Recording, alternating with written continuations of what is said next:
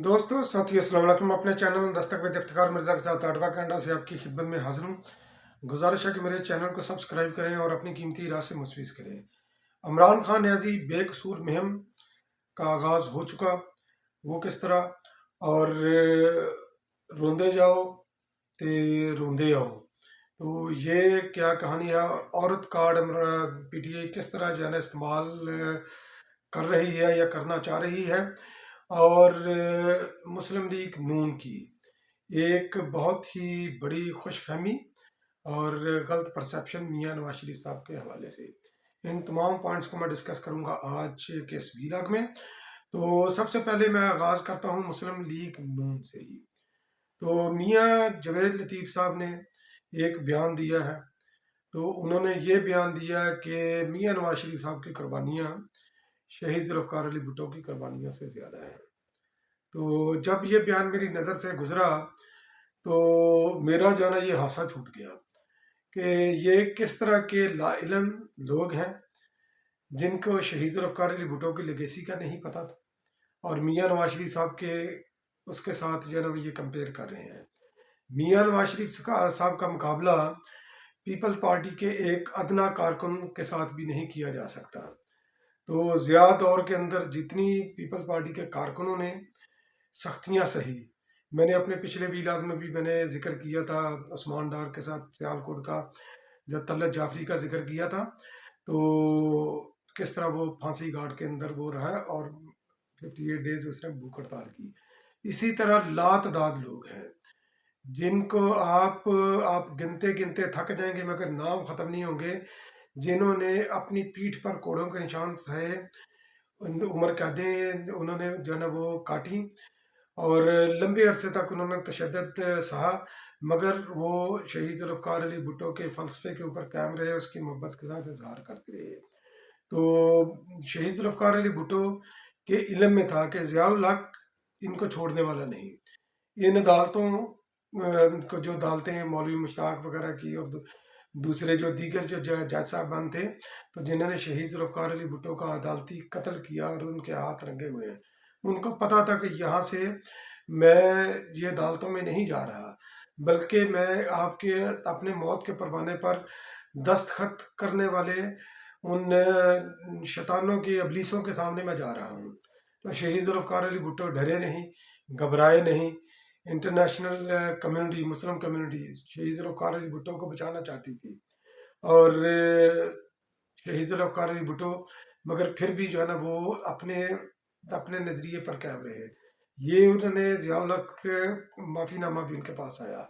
शहीद ज़ुल्फ़िकार अली भुट्टो ने यह फरमाया कि मैं तारीख में ज़िंदा रहना चाहता हूँ, तो मैं ज़िया के हाथों मरने को मैं तरजीह दूंगा। जबकि मियाँ साहब के ऊपर दो वक़्त आए, तो दोनों बार ही जो है ना ये मुआहदा करके, एक बार आमर मुशर्रफ के साथ उन्होंने 1999 में मुआहदा किया, भाग गए अपने कारकुनों को छोड़कर। फिर उसके बाद जनाब जो है इमरान खान न्याजी के दौर में फिर मुआहदा करके फिर भाग गए।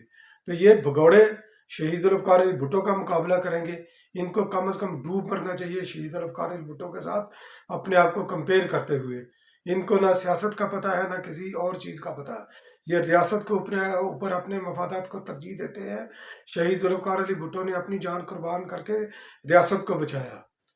तो एक ये लंबी दास्तान है, इसकी ज़्यादा मज़ीद मैं इसको तवील नहीं देना चाहता, तो मैं डायरेक्ट आता हूँ इमरान खान न्याजी बेकसूर मुहिम की तरफ। तो इमरान खान न्याजी जो बेकसूर मुहिम है वो इस तरह जारी है, क्योंकि जो 9 मई का जो इंसिडेंट हुआ, जो पाकिस्तान के खिलाफ जो दहशत गर्दी हुई, उसके तमाम तर खुरे जो है ना ये इमरान खान न्याजी की तरफ निकले हैं। और जो भी पीटीआई से जो फासला अख्तियार कर रहा है या नहीं कर रहा, तो सबकी एक ही जो है ना वो मुतफ़क्का राय है, एक ही उनका बयान है, डीटो टाइप का बयान है। और डीटो टाइप का बयान इसलिए है क्योंकि साजिश के अंदर जो है ना ये एक ही शख्स मुलव्वस है, इमरान खान न्याजी। तो उसको काउंटर करने के लिए, क्योंकि अब ये केस फौजी अदालतों के अंदर चलना है, स्पीडी ट्रायल होना है, इसलिए इमरान खान न्याजी को बेकसूर जो है ना ये साबित करने की मुहिम भी ज़ोरों शोर से जारी है। और इस मुहिम के ऊपर जो कि चीज़ें जो इनकी पीटीआई की जो कहा जाता है कि जो पॉलिसी वो बनाई है, انہوں نے تقریباً کو 40-50 کے قریب انہوں نے جو ہے نا یہ آڈیو حلفیہ آڈیو قرآن پاک کو سامنے رکھ کر کہ اتنے یہ بے شرم انسان ہے کہ قرآن پاک کو سامنے رکھ کر ہاتھ میں لے کر یہ جھوٹ بول رہے ہیں کہ 9 مئی کے اندر واقعے کے اندر عمران خان نیازی ملوث نہیں. تو اس وقت یہ آپ کی ویڈیو نہیں، آپ جو کنکریٹ ایویڈنس آپ کے خلاف ہے وہ آپ کو عدالت سے بچائے گی یا سزا دلوائے گی. آپ اس ایویڈنس کا پر آئیں. یہ انٹرنیشنل پریشر بلڈ اپ کرنا چاہتے ہیں اور کینیڈا کے ایک ایم پی کا بھی اس کے اندر نام آ رہا ہے، اور میرا خیال ہے کہ وہ کینیڈین ایم پی وہ پاکستانی نژاد ہے.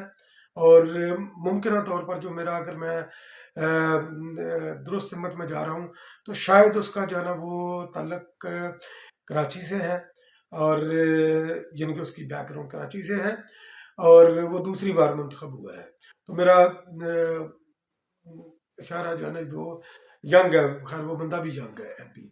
تو میرا خیال ہے کہ شاید اس کو انہوں نے دینی ہوگی یہ ویڈیوز وغیرہ کچھ کافی ریکارڈ کر کے، تاکہ ایک انٹرنیشنل پریشر بلڈ اپ ہو.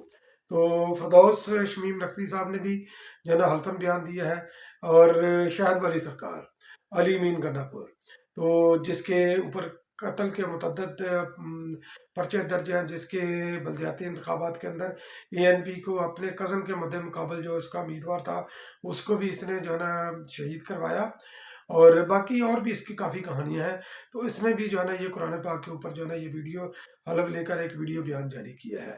تو اس کو میں یہاں پر سٹاپ کر کے عورت کارڈ کی طرف آتا ہوں. پھر کچھ جو ہے نا یہ کویسچن ہیں تو وہ میں کویسچن آپ کے سامنے رکھوں گا اسی 9 مئی کے حوالے سے. تو عورت کارڈ یا جس طرح یہ میں نے بولا کہ روندے جاؤ تو روندے آؤ، تو یہ ہے پی ٹی آئی کا. کیونکہ میں نے اپنے پچھلے ویلاگ میں بھی یہ ذکر کیا تھا، یہ سیاسی جماعت نہیں پی ٹی آئی، یہ ایک وارداتیوں کا گروہ ہے.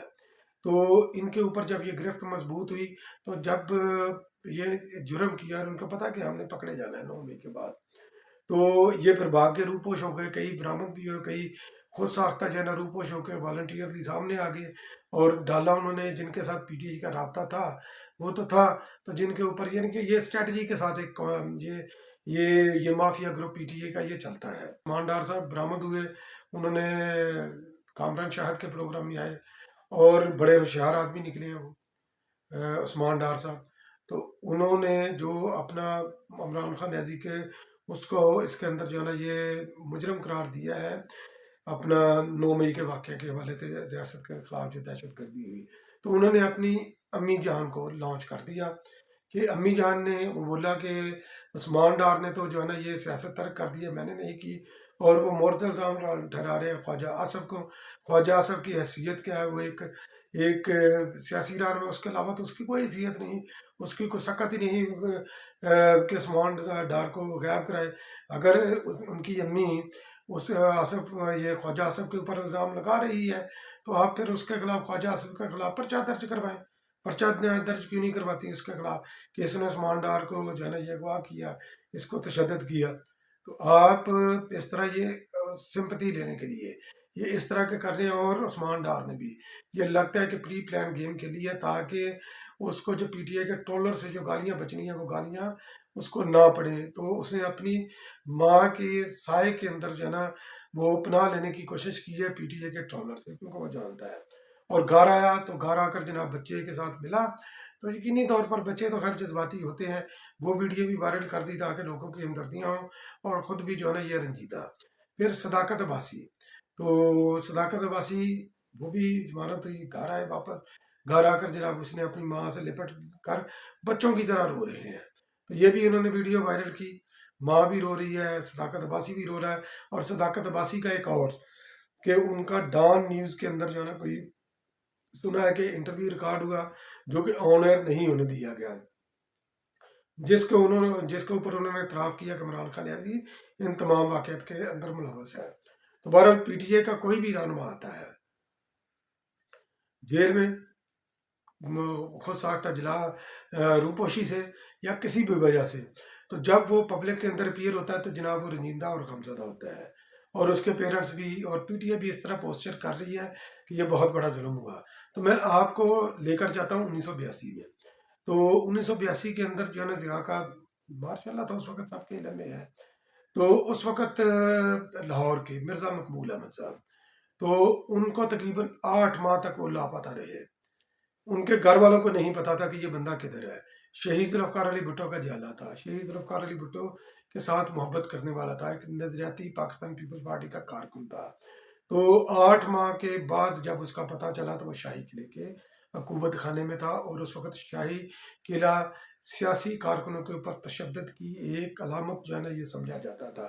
جن دوستوں نے شاہی قلعہ بھگتا ہے ان کو پتہ ہوگا کہ شاہی قلعہ میں کیا ہوتا تھا۔ صرف یہ ایک مرزا مقبول احمد ہی نہیں، اور بھی کئی جو ہے نا یہ لوگ ہیں جو غائب کیا گیا۔ ہمارے ایک وکیل دوست تھے، اللہ ان کو جنت نصیب کرے، ملک منظور صاحب، وہ بھی کئی ماہ جو ہے نا یہ غائب رہے۔ میرے اپنا بڑے بھائی تو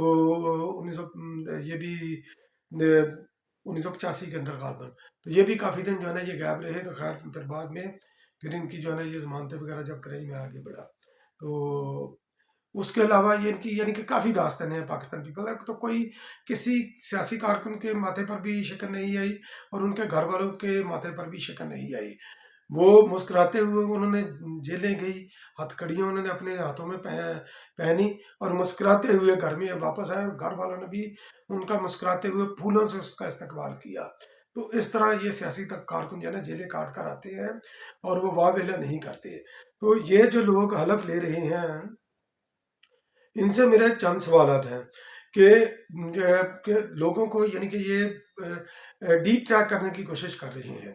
تو عمران خان نیازی، آپ کو یاد ہوگا کہ 2022 کے پے در پہ اس نے جلسے کیے، ورکر کنونشن کیے، اور ہٹلر کی طرح اس نے ایسے ہاتھ رکھ کر عمران خان نیازی نے حلف لیا۔ پروڈیوسر صاحب کو اگر کوئی تصویر یہ ملے گی وہ لگا دیں گے۔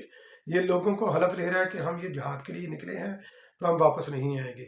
جہاد کی آیتیں جو ہے نا یہ پڑھتا رہا عمران خان نیازی، اور یہ کہتا رہا کہ میں یہ سیاست نہیں کر رہا، میں جہاد کر رہا ہوں، اور جہاد جو ہے نا یہ آپ پر لازم ہے۔ لوگوں کو ذہنی تربیت ان کی کرتا رہا، لوگوں کی عمران خان نیازی لوگوں کو فوج اور آئی ایس آئی کے خلاف منظم طریقے سے ان کو اکساتا رہا۔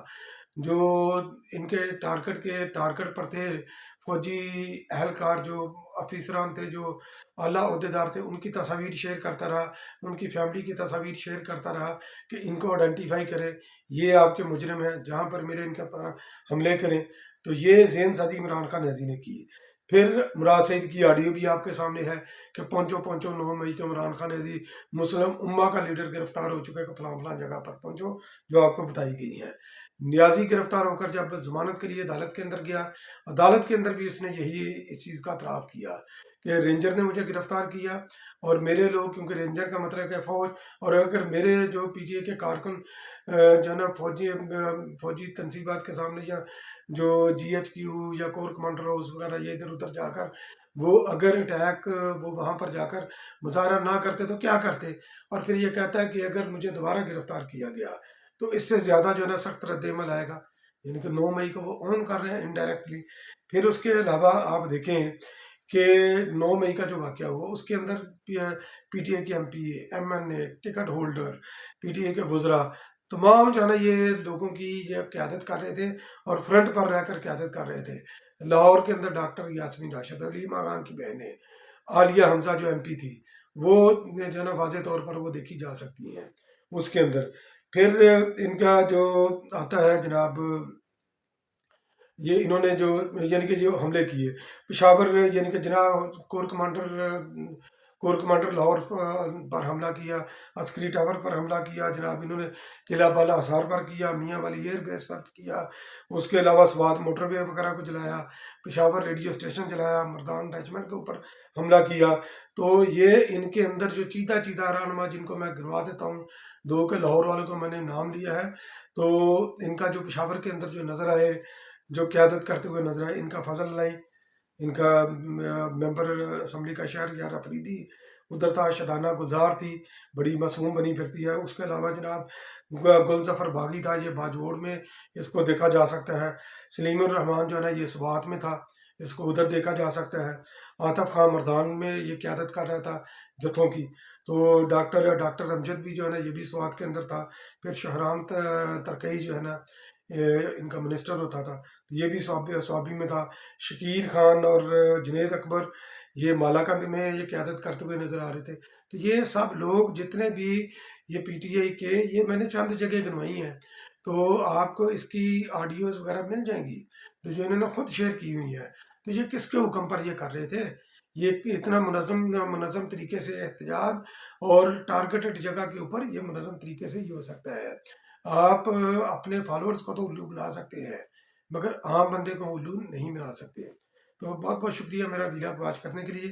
انشاءاللہ پھر کسی اگلے ویلاگ میں آپ کی خدمت میں دوبارہ حاضر ہوں گا. تب تک کے لیے اللہ نگہبان.